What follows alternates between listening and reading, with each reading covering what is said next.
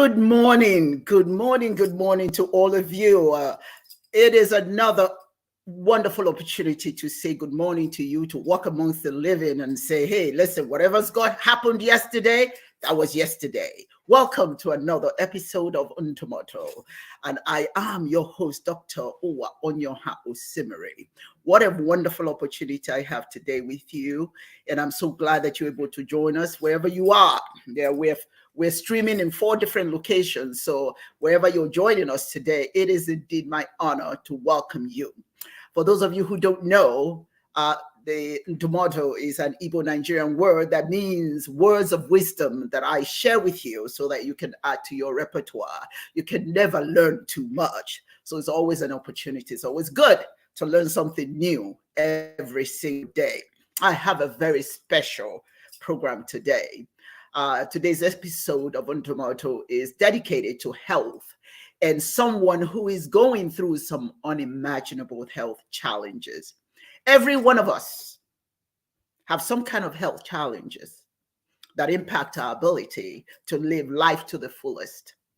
Some of us are getting older, and because of age, we may find ourselves with little aches and pains here and there, and that's perfectly okay. But then that's a different condition when you talk about cancer. Cancer is a whole different animal, if I might use that expression. When it strikes,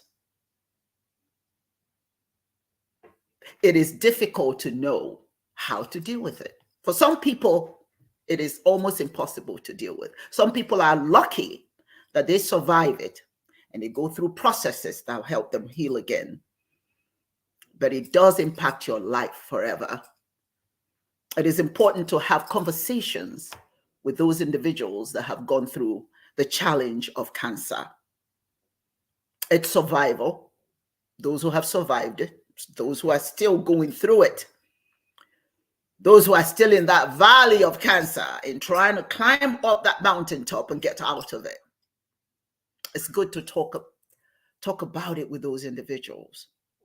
Today, we have a guest who is battling cancer, and she's here to share her story with us. Her name is Daisha. Daisha Lewis. She's 35 years old. I met her, gave her a ride, she and her beautiful children. And during the ride, I was able to ask her questions about, first and foremost, how she lost her eye. And she shared some very important information that I think all of us need to know. Because when you are going through life and you think that your life is difficult, it's always important, if you learn from it, that there's always somebody going through worse than you're going through. And so today we are going to spend time speaking with that person and learning how she's handling this journey and how we too, should we fall into that valley, how do we deal with it? How is she dealing with it? She says that for 24 years, for 21 years, she has battled rare cancer called Adenoid Cystic Carcinoma. She will spike high fevers that will leave her incapacitated, along with excruciating pain, excruciating painful headaches that would occur whenever she cried. And this happened since she was a 7-year-old. Her mother took her to every doctor and hospital in Maryland, but no one could find anything. Have you ever had a situation where something was wrong, but nobody can tell you? You go to the doctors or this specialist, but they can't tell you what's wrong with you. But you know something is wrong. And of course, mothers always know something is wrong. It wasn't until she moved to Georgia at age 12 that things flipped upside down.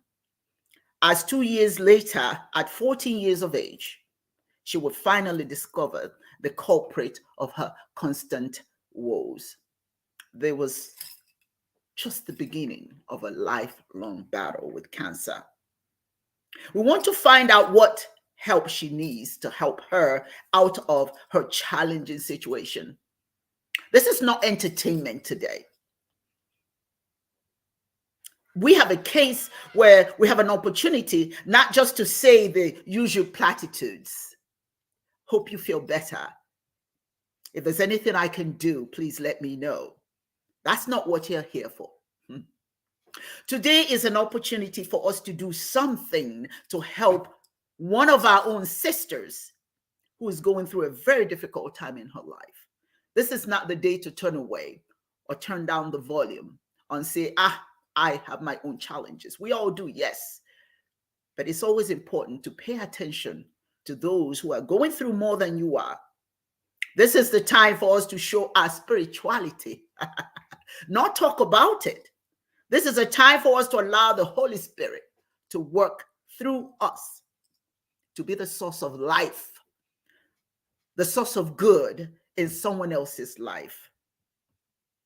There's an African proverb that says that Madubuchibeya, we are God to each other, because it's through another human being that you receive the blessings of God. So it's not what we say about God. It's not how many times you go to church, because so many of us do that. It's not how many times you preach and you praise, how much hand clapping you do. It's how we allow God to work through us, to use us to make a difference in the world. You know, my father always told me, you don't have the right to die until you've made a difference, and never live anywhere unknown. And that has become my modus operandi. I'll do anything to raise funds to help other people. I'll do anything. You name it, I'll do it. If I don't have the money to do it, I will reach out to those who have the money. I'll do whatever it takes. What would your tombstone say? That should be your challenge. That should be something you should ask yourself. It's not about your money. It's not about your worldly goods. It's not about what you acquire. It's about how you make people feel. It's about how you were a part of the solution, not just part of the discussion. So today, I don't want you to be just a part of the discussion. I want you to be a part of the solution. Today, our sister needs us. And I'm asking you to reach out today to her by giving her some financial support to help her out of this conundrum. It is now my pleasure to welcome our sister, Daisha Lewis. Hello, Daisha. Good morning, everybody. How you doing? How are you? I've been better. I've had better days nowadays, so I can't complain, honestly. Can't complain, but you're here. You're still walking amongst the living. Praise God for that. Praise God for that. Absolutely. And I want to thank you for your willingness to share your experience this morning. Not Of everybody is course. willing to do that, you know, but sometimes people don't know what you're going through unless you share it. So that's what we're That's about to true. do today. So could you share with us your cancer journey? When did it happen and how long have you had it? Oh man, it's been a long, long time. Like you said, I started getting symptoms at around 7 years old. I'd be at family functions and then all of a sudden I just wouldn't be well. I'd have high energy and then all of a sudden I'd be down for days. And we went to every hospital, every facility. I was diagnosed with everything under the moon, and then they would take the diagnosis away very swiftly. As the symptoms changed, they would morph, but the pain, it still stayed the same. Whenever I would cry, I would get these excruciating headaches that would just, I wouldn't be able to do anything for the rest of the day. As soon as the headache kicked in, it kicked me out. I was just completely done. And it was a pain that I really couldn't describe. Like it almost felt like someone was tightening a rubber band on my head and like it was about to explode. And there was nothing that could alleviate the pain. Even when we went to the ER, they were pumping me full of pain meds, in my tiny little body. That wasn't helping. And I was just tired. And I asked my mom if we could just stop treatment. And she said we could. And so for a while, I was fine. And then once we moved to Georgia, we had our annual eye exam. And I went to my ophthalmologist. And upon dilating my eyes, he looked very concerned. From what I could see, everything was really blurry. But from what I could see the concern on his face. And he said, "Would you excuse me for a moment? I need to talk to your mother." And I started hearing that phrase over and over and over again from every doctor we would see moving from that point forward. And in your heart of hearts, you just know, especially when the Lord speaks to you, even at a young age. I knew it was bad. But at the same time, I felt a sense of comfort because there's a naivety in young age. You don't know what to expect. And so once we went to see a surgeon after that, for a biopsy, I knew there had to be something. There was a little tiny lump above my eye, but it looked like a mosquito bite. It didn't look like anything that could be a tumor or cancerous. And so, upon having the biopsy, that's when we found out that it was adenoid cystic carcinoma. And I was only, I think at the age of diagnosis, I was 15, but we did the surgery initially when I was 14. But it was just a month later, and I was diagnosed. That must have been traumatic for your mom. Is your mom still living? Yes, she is. Oh, okay. All right. All right. But is she around here? Is Yes, she she you're is. in, you live in Atlanta, don't you? Yes, ma'am, I do. And so does my mother. And so does your mother. Okay, because initially when I spoke with you, I'm not sure I quite got your family situation. I thought you didn't have family here. Well, so praise God, you do have Yes, your mom here. Okay, and you have children as well, don't you? I do. I have three little ones. And how old are they? They are 12, 11, and 10, so succeeding one another. Oh, wonderful. I met them. They're so beautiful. So Thank you so beautiful. much. Now, let me ask you, when you were diagnosed with Yes. cancer and of course the treatment started, I imagine that at some point you were just completely absorbed with getting the treatment and getting healthy. How did that impact your ability to parent your children? Well, as I was older, I unfortunately had a lot of experience with going through surgery and going through the processes, especially since most of my surgeries were actually outpatient until I lost my eye. But after I had my children, it's like everything hormonally just revved up even more so than before I was a mom, and things became even more overwhelming. So it was like I was introduced to a new phase of this cancer as I was becoming a new mom. So everything was so overwhelming. I wanted to be a great mom. I wanted to be better than what I'd seen in my own family. I was fighting against generational curses. And then at the same time, I'm trying my hardest to survive a cancer that most doctors know nothing about. Even to this day, 21 years in, and most information that you'll Google has not changed. And it's unfortunate, and that's why I even started a podcast to talk to other ACC survivors, to speak to others with rare disease and illnesses, just because, we have voices and a lot of times we just aren't heard. And I feel as if we were more informed and if we would speak up more for ourselves when we see our doctors, there could be so much more information that we could share and maybe so much more treatment options that we could have that we may not be aware of.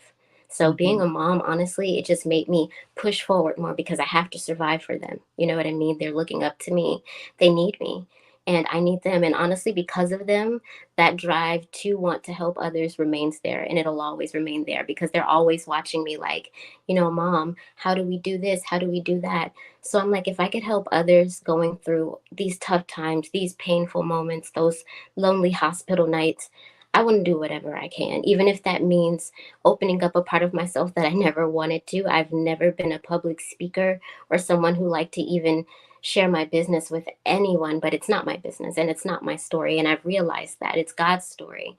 And through that, I have to completely humble myself. Through my podcast page, I share pictures without my patch on, showing the process of how I lost my eye, what it was like. It was a painful process, but I lost my eye and my children were already here. So they kept me going. They really did. They never treated me like I looked different. They never treated me like I was a different person. To them, I was still mommy with the same heart. So that's how I look at life. I'm still the same me. And that's what's important, the heart. Yes, Mom's heart is more important than anything else. absolutely. So I think you've sort of addressed it a little bit. But how are they taking it? How are they dealing with it? I mean, do their friends ask them questions about mom? Why does mom have the patch in her eye, on her eye? Yes. What do they did they discuss that with you? They do. They're very protective of their mom. Like they don't like when others stare when I'm in public, but I don't have a problem with it. It doesn't bother me. I'm sure it's something that obviously looks different.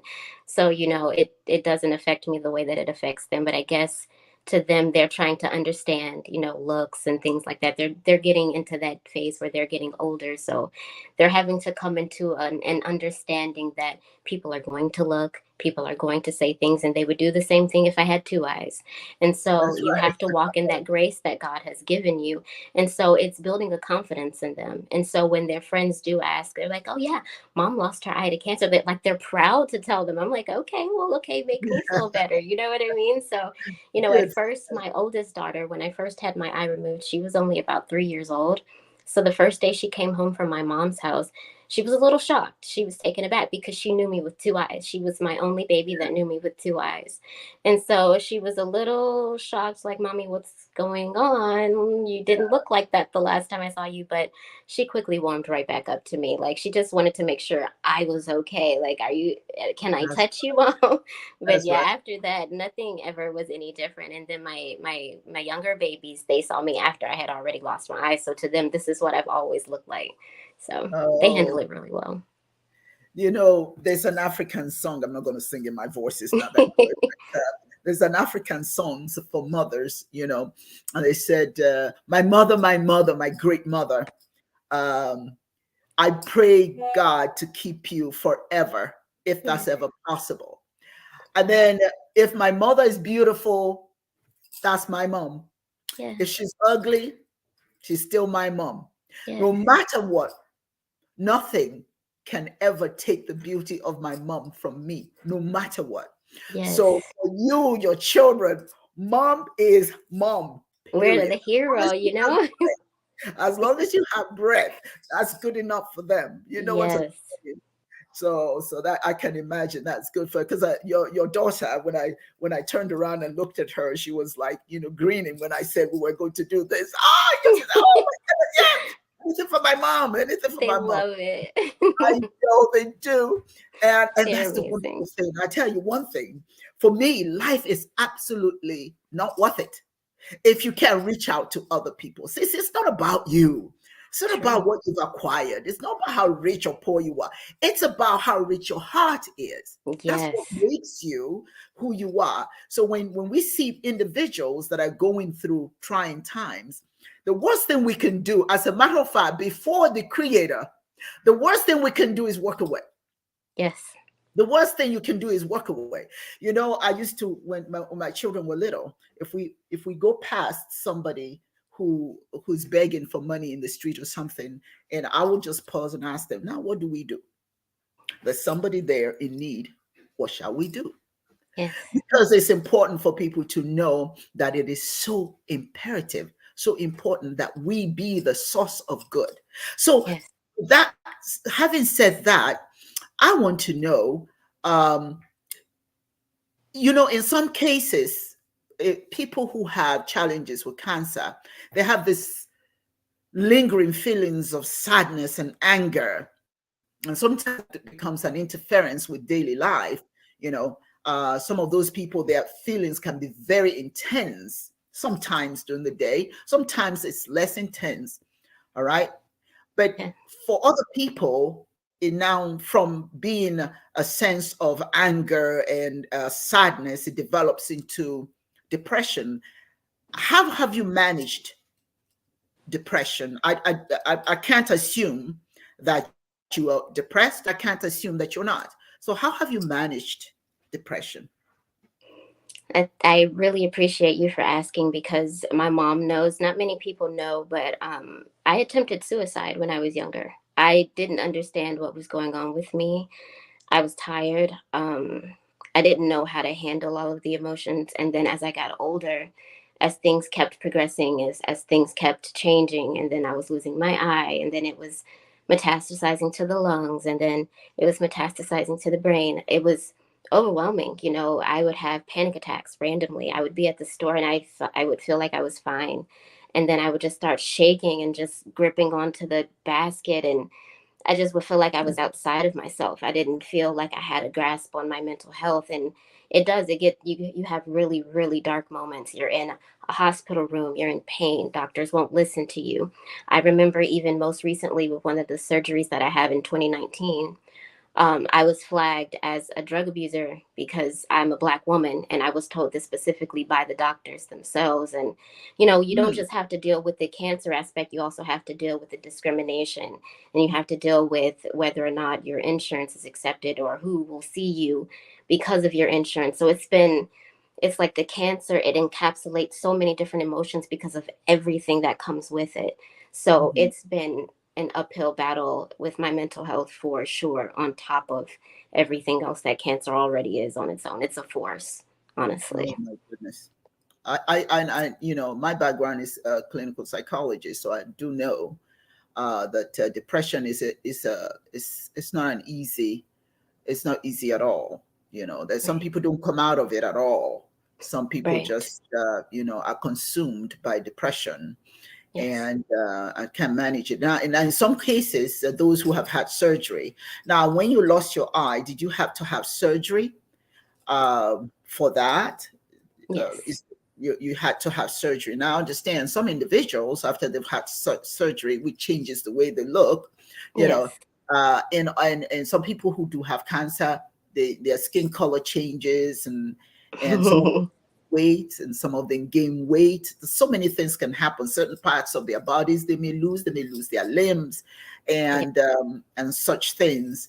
And there are some individuals who actually will not leave their homes because of it. Right. They become very self-conscious, and they're convinced that people may judge them more because of their body changes. Have you ever had moments that you thought, maybe you don't belong out there because of the changes in your body? That was absolutely how I felt when my eye was first removed. It was a confidence issue that I was dealing with even when I had two eyes. I was very, very self conscious. I let a lot of outside comments get to me, the way that I was raised, the things that you hear in your household.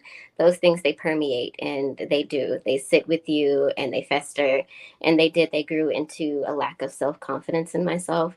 And, so I was already dealing with that. So imagine losing an eye and then having to tell yourself in the mirror that you're still beautiful, and it's not even an outward thing, it's an inward thing too. Because that was something about myself that I didn't like to spend time alone because I didn't like myself. And so Mhm, I had to learn to love like a whole new version of myself, because I mhm, refused to be the person that couldn't accept who I was, regardless of how I looked.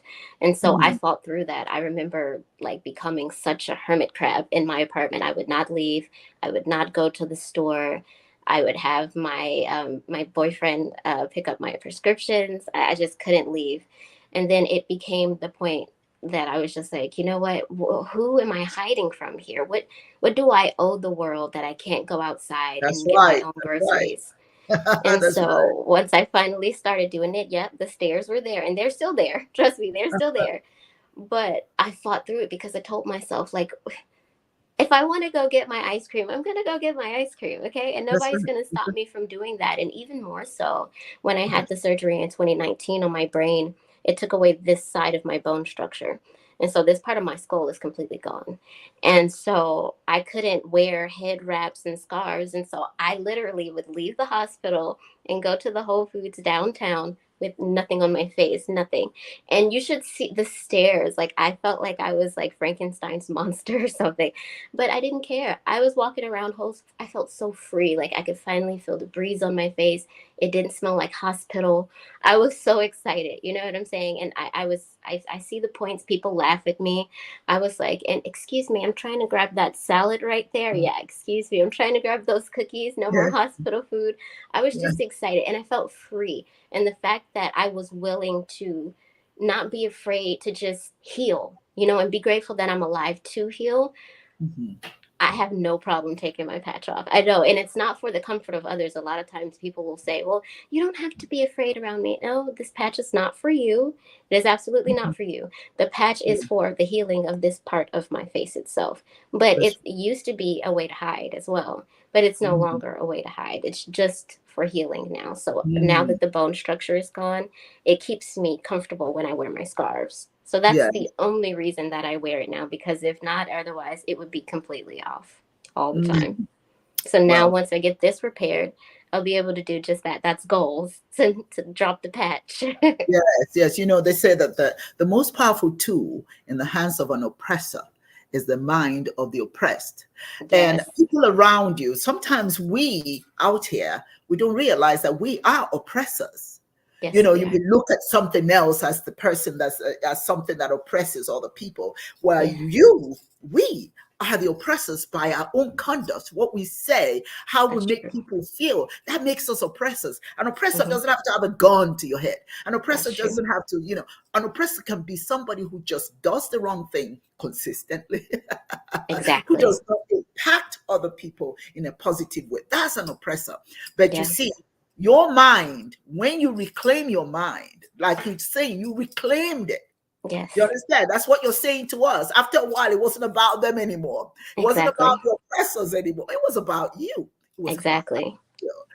But you still have a long journey. You still Yes, have a ma'am. long journey. Let me ask you, has this impacted your relationship with your boyfriend or better half? Well, that's a figure of speech, better half.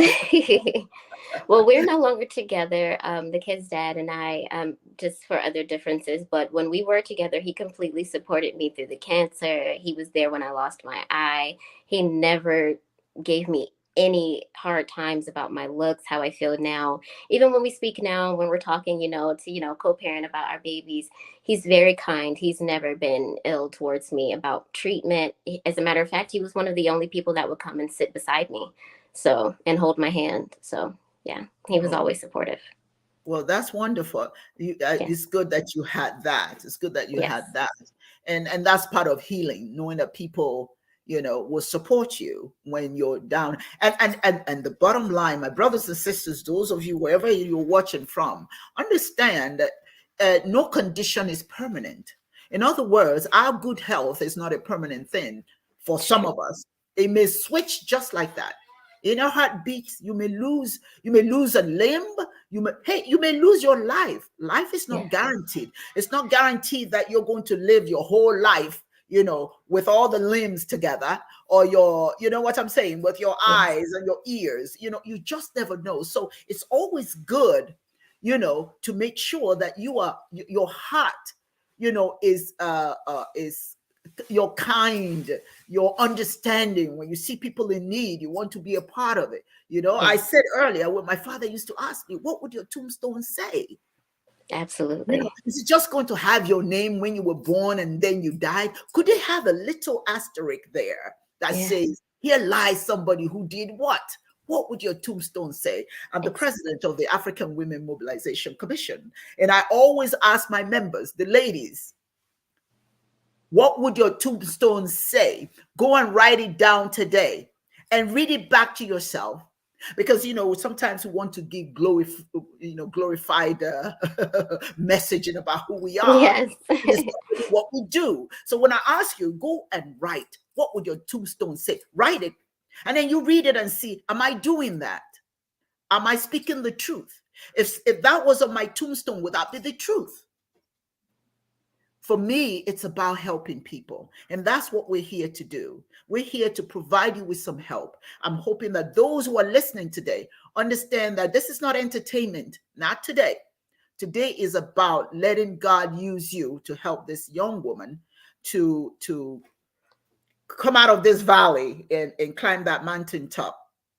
Here's another question that I have for you before I start sharing more information about the fundraising.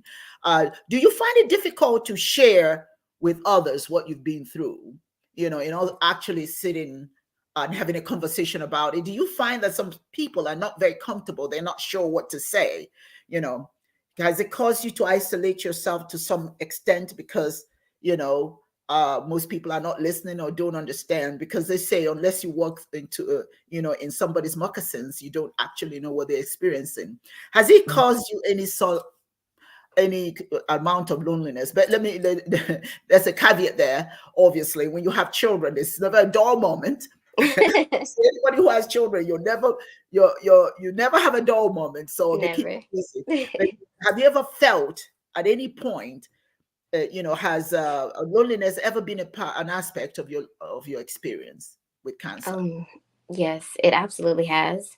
There's been so many moments where my own family has said that I was using the cancer as a crutch.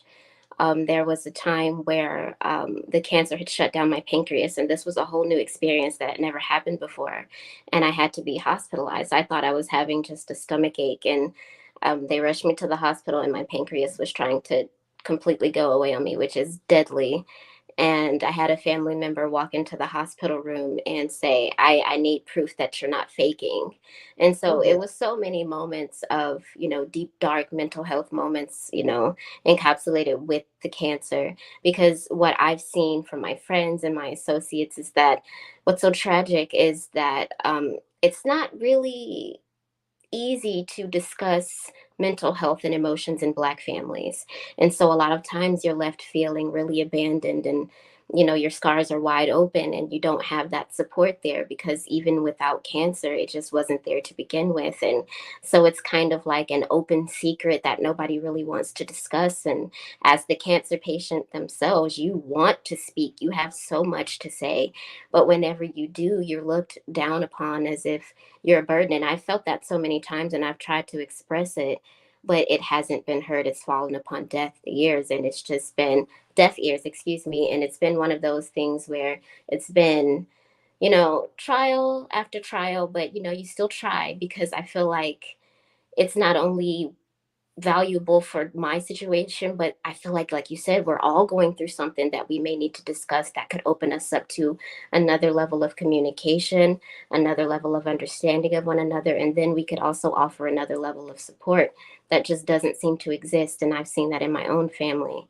and like I said, families of my associates. And it's really tragic that way, whereas something like a platform like yours, where cancer matters and unity matters and support matters, I wish I could see that more in my family and the family of those that I care about. Because behind the scenes, that's where the support truly matters, that foundation that we're built from. It's like building a house on hay. We've heard the three little pigs. It's just not going to work. The wolf's going to blow it right down. And that's exactly what happens without a foundation emotionally. How can one survive something like cancer? Because we have to have a strong emotional base, and if we don't, we that comes to a forefront while we're trying to battle something that's threatening our lives. And it becomes like a mix, like a cesspool of emotions that aren't just cancer related. And if you don't have anyone there to talk to about it, it can end your life faster than cancer ever could. So I've And definitely experienced that.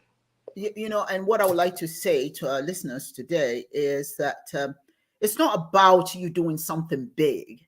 It's just that little something. It Yeah. could be a phone call, just a phone call. Yes. And I will be honest with you, a lot of times when people have illnesses such as this, it also it scares other people, because not because of you necessarily, Yeah. because of them.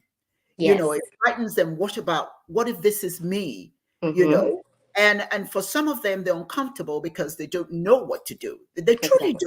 don't. They don't know how to handle it. And so it's important, just like you said, it's important for people to come forward and understand that a person who's going through this sort of challenge needs that support system. And you also, Absolutely. just to say, hey, I'm here for you, I understand. Exactly. You may not understand because of experience, but you Hmm. understand because you're a human being, and when another person is going through something, it helps and it's comforting when somebody's there to say, here, I've got your back. I've got your back. And Absolutely. your back doesn't have to be more than just a few little dollars to help with, whatever expenses. Because when you have, well, let's talk about that, because you have a tumor right now. Am Yes, I ma'am. right? Okay. And you have a job. Yes. Am I right? And in the problem is that you've got to have this surgery. You've got Yes. the tumor can't stay there, right? Right. What is keeping you from having that surgery? This is the same situation that I was in recently. Like, I'm on my own now for the first time, honestly, and forever, it feels like. I have my own place with my children, and it was a struggle getting here because for the longest time I couldn't hold a job because every time I would get a job, the cancer would come back and I would be right back in treatment and I would lose the job again. And so I was working hard against everything that I was diagnosed with. I was just like, no, it's just not going to work. I'm going to go to college. Nope, it's not going to work. I'm going to get a job. And so it is, I tried to kind of live in a way like, no, I don't have cancer. But the truth is that I did, and I had to face it. And that meant that I couldn't work at the time. And so while I was in my relationship, he worked full time and I stayed home with our little ones because my little ones are homeschooled. So that was definitely a perk to have them at home because then that didn't have to change. And so I was able to stay home and do things that way. But upon the relationship ending, now I'm completely independent. And although most of my family is here in the state of Georgia, I don't get support from my family. So, recognizing that and seeing it for what it is, I just wanted to work hard. I wanted to finish my degree, my bachelor's degree. It's always been a goal of mine. In songwriting, I never wanted to slow down because of cancer. And so I was able to secure a job with Whirlpool, and that was great for me because, I hadn't worked in so long. My resume looked like it had dust bunnies on it. It was just terrible. But I was able to secure that job, and I was really excited. I was doing so well. I was learning so much. And then I kept having to leave because of scans. I kept having to leave because of blood work, appointments with doctors, the oncologist, the neurosurgeon, the neurologist. It was all over the place. And I can't help it. I have to go to these appointments. I have to be responsible to make sure I'm here because, I have to be alive to work. And that's what I always say. Me and my mom, we make jokes like that, but it's been so long. So I guess you'd have to understand the jokes now since it's been so long. But Whirlpool ended up letting me go because Georgia's fire at will and because they didn't want me to have to take time off every 3 months for scans. So losing my job put me way, way behind in rent and everything that you can think of that adults have to pay for, everything that, kids don't even understand is like major, the power Yes. bill, the heat, everything. And so everything piled up and it became overwhelming. And so now to be in this place where I'm offered another position. Now I Yeah. have another job offer, and Mm. now I have a brain tumor. I'm like, Oh, and I'm not oh. laughing because it's funny. It's like one of those realizations like I'm back in the same situation I was in before.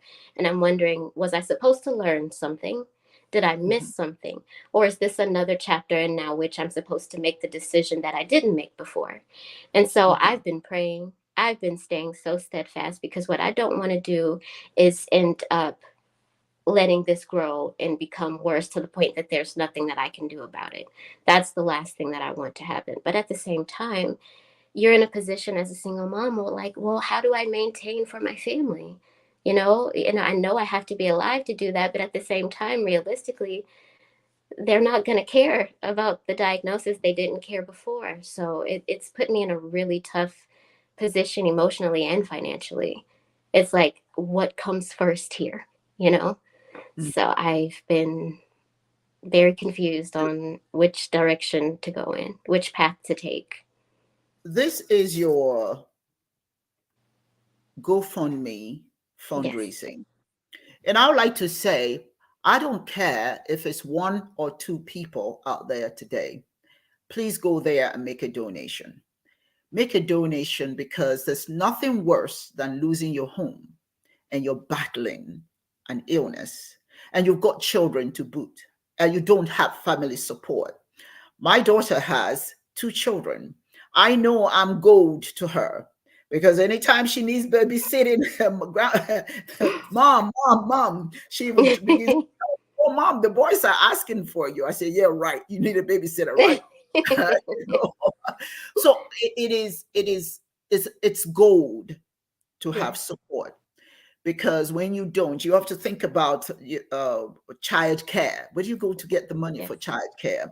Then, like you said earlier, electric bill is due. Where's that money coming from? You don't have a Exactly. job. Yes, you may have insurance. It may cover the surgery, but it's not going to cover those other bills. And if you go Exactly. out there and you have the surgery, and that's quite frankly, that's what one of your biggest issues for not Yes. having the surgery right now is how do you pay for your apartment? So let me ask you this question. How much Yes. money are you trying to raise right now Now I know I went to your GoFundMe, and you have a goal that you have not met. Well, Yes. and sometimes, unfortunately, people don't go to those, not because they don't really care, it's because they don't always go to it. But we're Yes. showing it today and reminding people to go to it. Just so you know, this video is going to be shared over and over and over, Okay. to Thank you. encourage people to support, because no, to me, um, one sick woman is one too many. Yes. Hungry child is one too many. One Yes. man on drugs is one too many. Any one of us that's Absolutely. hurting, that's just one too many.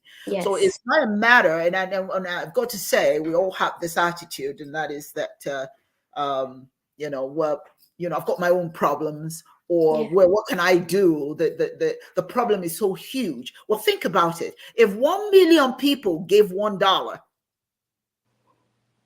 if 1 million people give $1, that's $1 million. Absolutely. It's not a matter of, oh, I don't have $1,000 to give. I don't have 50. If enough people just gave $1, even if 100,000 people gave you $1, that's a Oh my hundred. gosh.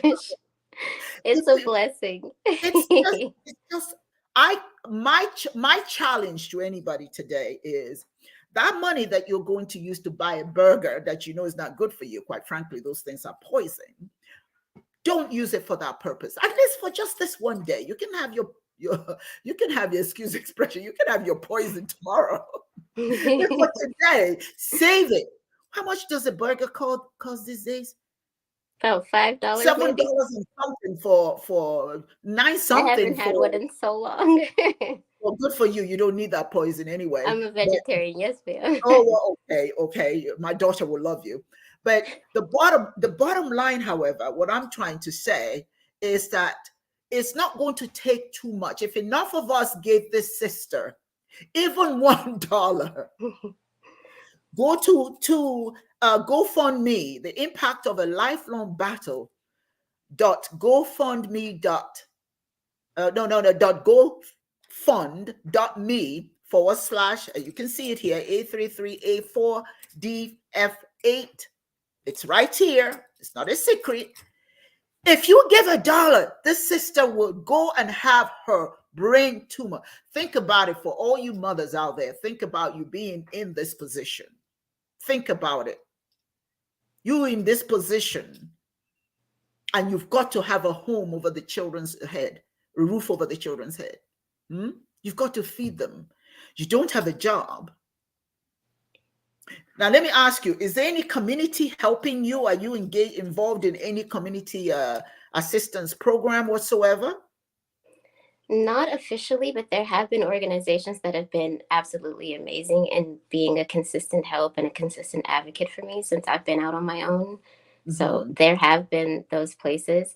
And then also just, the support from, just more so strangers, honestly, than people that I know. It's always random, and I'm always so grateful that, and I don't even know the people most of the time. Like most of the donators on the GoFundMe so far have been anonymous, and I don't know who they Yes, are, they and don't they're know you. just they've been anonymous blessings. Trust me. You know who they are.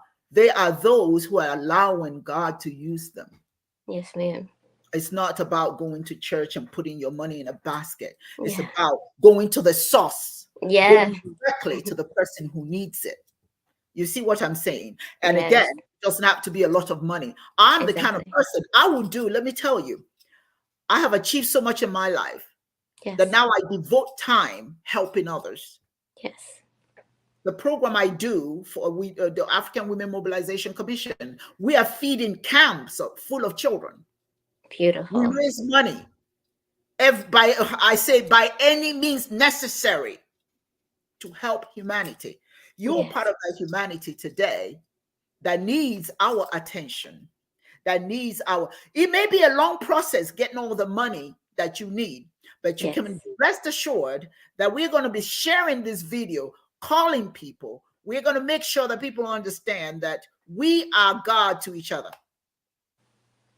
You need that surgery, but you can't have the surgery if you don't have a job. So we need to help you pay at least 2 months rent. Yes, At least ma'am. that.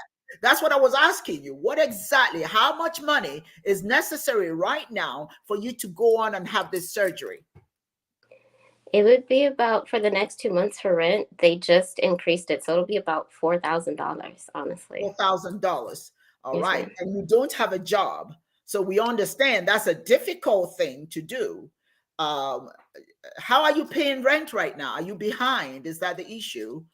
Just from what I was able to save, and I do have the job offer. It's like it's kind of one of those things where, you have the job offer or there's surgery and you need both, so that's where I've been. And so I just wanted to let you know the name of the tumor is called a benign meningioma, in case anybody wanted to do more research on that, because it's way more common than I even knew myself. Okay. Say it again, please. Share that again. A benign meningioma. Okay.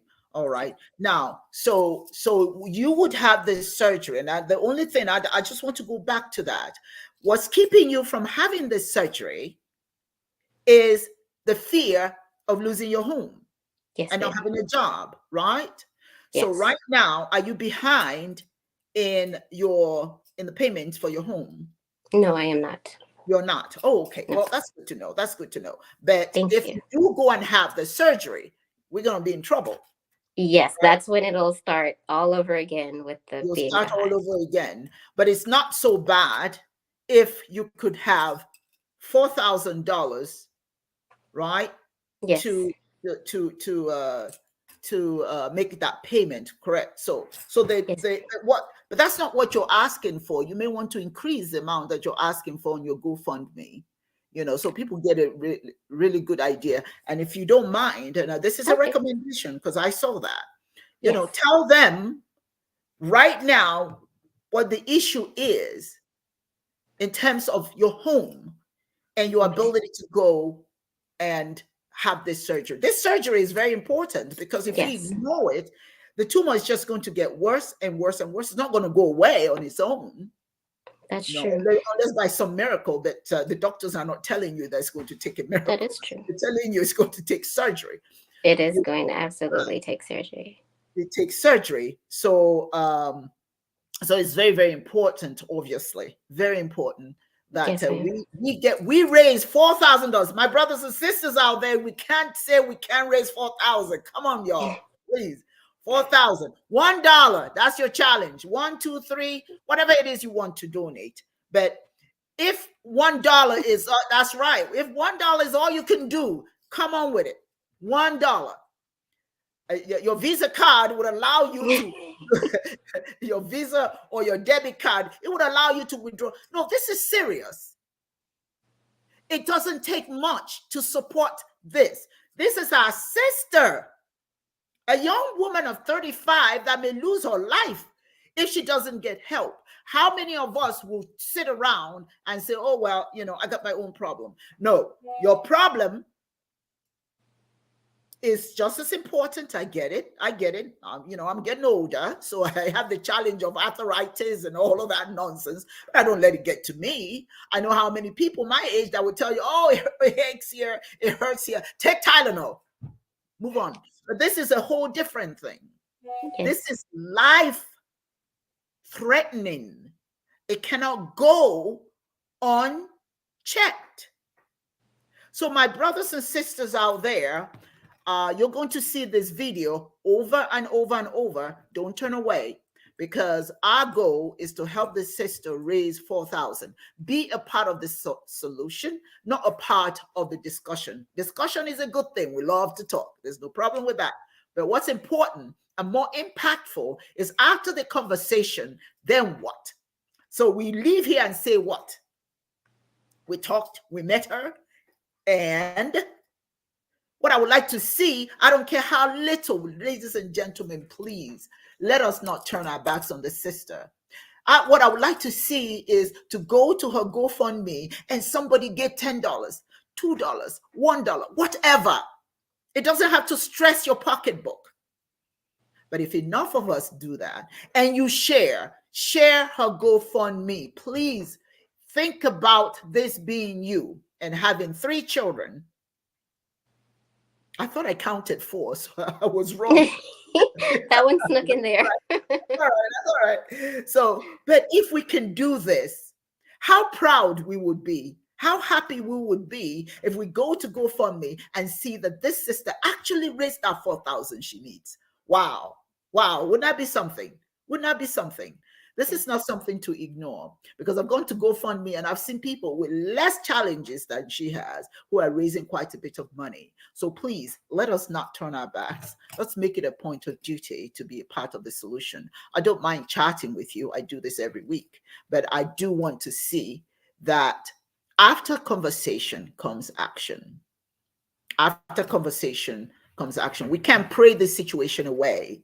No matter how long we pray, if none of us intervene, if we don't do that proverb, Madubuchibe, we are God to each other. If we don't do that, then no amount of prayer means anything. Because don't assume that she has not been praying. I know you've been praying. Yes, every day. Yeah, you've been praying, but you see, the way that God works is God will send somebody your way to answer your prayer. Manna doesn't fall from heaven.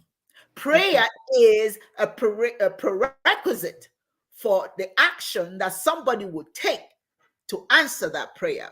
That's how God connects the dots. Yes. So I showed up in your life. You don't know me from any, but God touched me and said, your father said you don't have the right to die until you've made a difference. Now, here's a difference you have to make. I don't care how long it takes me to talk about it. I will keep talking about it. I'll keep sharing so it. much. I'll keep challenging people. This is important, my brothers and sisters. Let us help our sister here. Let's not turn our backs. Let's not go back to the old ways. Let's not go to, as a matter of fact, don't go to church on Sunday and waste your time, because God will look at you and say, did you do, what have you done?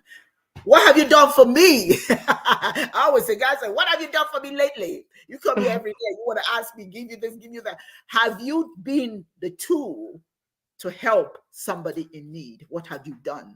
So don't ask for God's intervention on your behalf if you don't wish to intervene on in somebody's life. Because guess what? The only reason why you appeared to me, the only reason why I met you was because God has said, okay, there's somebody that you need to meet. There's somebody to do my work for. And here we are. All right. So this is just a blessing. This is just the beginning of our relationship. We are going to keep talking it. We're going to keep singing it. We're going to lose all terror of opposition for it. We're going to go after this with all of our capacity, because it's that important. We have a tendency to, here's my thing in life. Say to the world who you are, what you can do. The universe will bless you for it. The ancestors will honor you for it.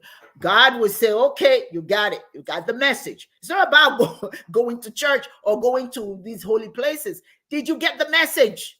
Well, what's the message? Did you do something with it? Yes. Now, the preacher can preach all he wants. If you don't go out there and put it into action, it's a waste of time. So, my brothers and sisters, I'm asking you, let us put it in action. Let us work to help our sister today. It's not,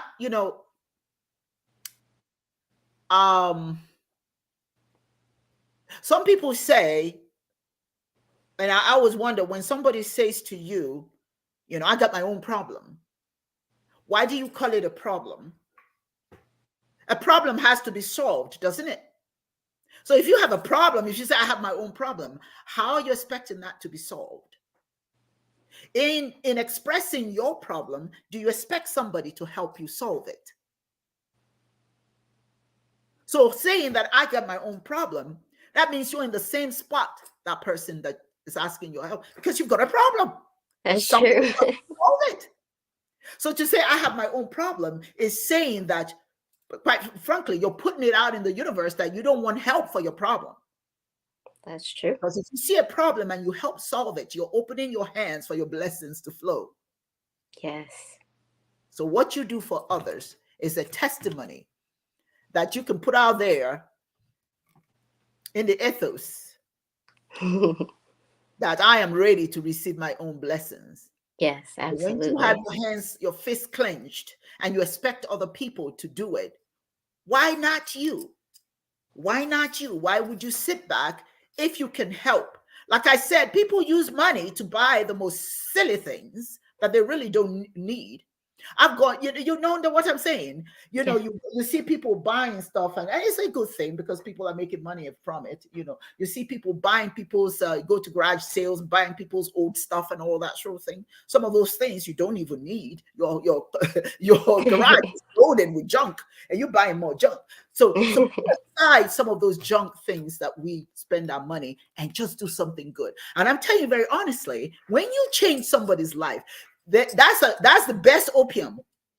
That is, I mean, Honestly. you know what I'm saying. I don't It know about is. you. When I do something and I see that what I've done has impacted somebody positively, there's a song in my voice, and I look up to Yes. the sky. It's like I float. Yes, I did. Yes, It's I did. for the free gift, right? Yes, Yeah. yes, it makes you feel good. If you haven't done it, ladies and gentlemen, let me promise you one thing. If you go to this GoFundMe, the impact of a lifeline body is written right here, and you make that deposit, I guarantee you, you're going to feel so good. Don't let me preach to you today, but that's the truth. That's the truth. You will feel so good. You feel so alive. Yes, I made a difference. That's important. Have you ever seen? I was watching a video where a young girl was eating in a restaurant with her parents, and she looked outside and she saw a homeless man. I And she saw that asked, video. did you see that? I And she did. asked her parents, may I take my food to feed the gentleman? Because at that moment, that food, seeing the person who's hurting, that food didn't taste good anymore. Yeah. It wasn't going to give her what giving it to him would Yes. mean. And she did just that. And after that, the father asked her, how do you feel about this? She was just beaming. It I feels know. good. So That's part of what the makes us blessing. happy people is it's not just cars that we drive. It's not the fancy restaurants we visit. It's not the tours of the world that we go to. It's just that simple little gesture. That Just that one. simple little gesture that I made a difference in somebody's life, and it doesn't have to be Yes. big. I dare all of you today to go to this fund GoFundMe page and put $1, $2, three, four. If you have more to give, absolutely. But I'm guaranteeing you, I'm gonna go and put my little $2.05, and I'll put it again tomorrow. And I just keep putting it in just to dare people. What's holding you back? It's just $1 here, $2 here. If enough of us will put that there, I guarantee you, you will be paying that rent. And so I am asking my brothers and sisters, please don't tell you about. I've given my time, and I'm going to give more. This is my way of doing God's work. Yes. This is my way of doing. People call God Allah, God, Chineke, Oludumare, whatever your name, whatever you look up to as your source of inspiration. That is what it wants you to do today. To go and visit the impact of a lifelong battle. GoFundMe.me, and etc. is right there in front of you. That's what Divine Mind wants us to do today. And if you really believe that there is a spirit out there that monitors what we do, then I trust that you will do the right thing today. You will not turn away. I'm going to thank you for joining us today from the 4 different forums that this is streaming. Remember that if you should find yourself in this kind of condition ever, we pray that somebody will be out there rooting for you and helping you to overcome. Thank you, Daisha, for being Thank you for on the show. having me. Your story just started. We've got your back. We're going to keep pushing. Don't know how long it would take, But we know that the community is full of kind and considerate people, and we intend to find them and to help make sure that you don't continue to struggle. All right. Again, Thank I you so thank you so very much. much. Thank you. You are so welcome. Thank you, everybody who has joined us. May God bless you, and may whatever you touch today turn to gold. That's it from Ndumodu Show. Remember, you're never too old to learn something new. Add some new information to your repertoire. Have a good day. Bye bye.